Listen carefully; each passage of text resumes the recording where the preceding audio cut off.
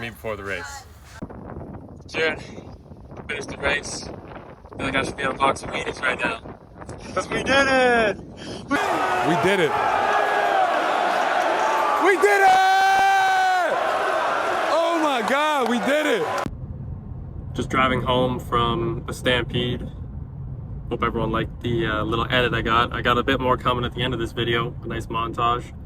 But I just checked my YouTube when I pulled over, and I realized my last video got like 900 views, so that was pretty sweet. I did not expect that at all, so that made me pretty happy. I think part of it might have been the saucy thumbnail with the cousins, but it also could have been I was trying to make my intro theme song that soaked song, but every time I post it, the video gets restricted in like certain areas. I'm gonna boycott the old theme song, and we're gonna get a new theme song. So I don't know what it's gonna be right now, but what else? So while I was gone, I ran a half marathon. Just one of them things you do, you know. And we did a little video of this is me before the run, this is me after the run. I'll pull up the Strava.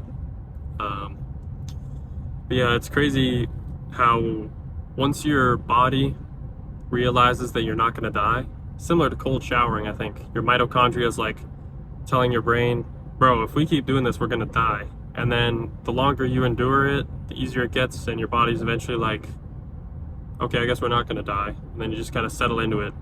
That's how the half marathon ran for sure. The longest I've ever run in my life was, I think, 16K, but I was like 12 years old and like 100 pounds. So I don't know if that's exactly the same thing, but I didn't run at all.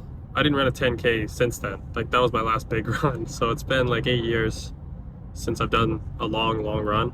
In Thailand we did like 8, so I guess that's a longer run. But anyways, yeah, I ran a really good pace. I've ran worse paces over a lot shorter runs and without any elevation gain. So been pretty proud of myself for that. Conditioned my shins really well. I was hitting pads, and my shins just felt like way stronger than they normally do. Usually checking kicks and kicking the bag near the end of practice, I get pretty stiff. Sorry, not stiff. I get pretty sore. I get pretty tender.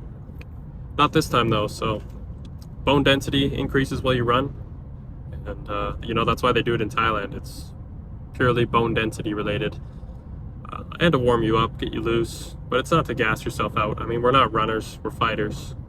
So that's that. Sticking to my fight camp plan. We got you know, minimum 2 miles a day. So usually I run a 5K every day, and sometimes I'll do a few sprints, but I don't know if I really get too much from the sprints except some explosive power.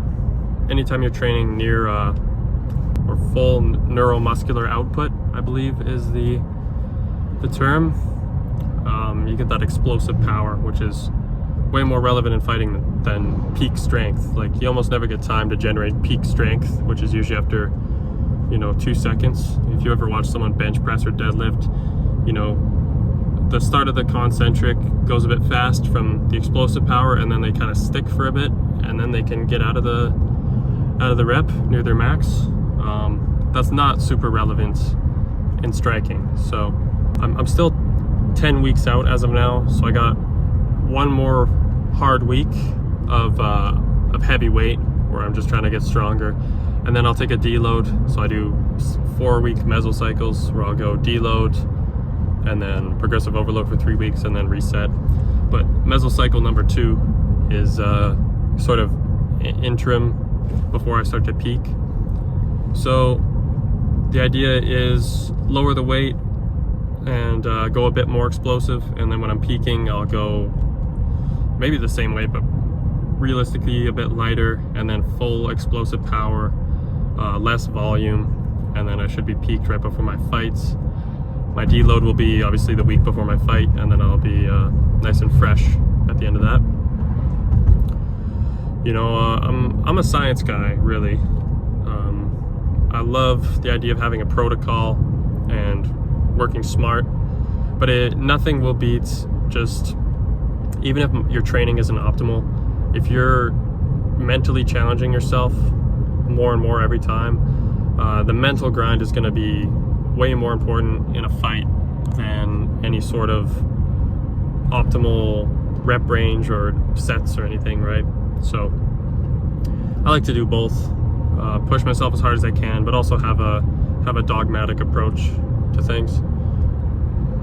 Yeah, we'll see how this video goes. I don't know what's next, but hopefully we can pull 1,000 views this video. Let's just keep going. Let's keep climbing. All right, guys.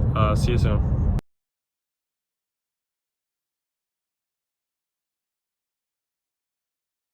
One time. Deal? Deal. Deal. Okay.